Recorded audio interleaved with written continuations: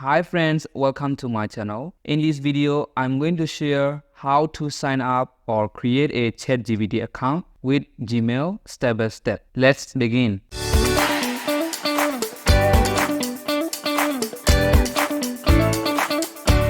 Open any web browser, Google, Mozilla Firefox, or Microsoft Edge, and in the search area, write down ChatGPT. Click on ChatGPT and then you will see ChatGPT homepage. Click on Sign Up. In the bottom left corner, click on Continue with Google. After that, tap on Gmail account. Click on Continue.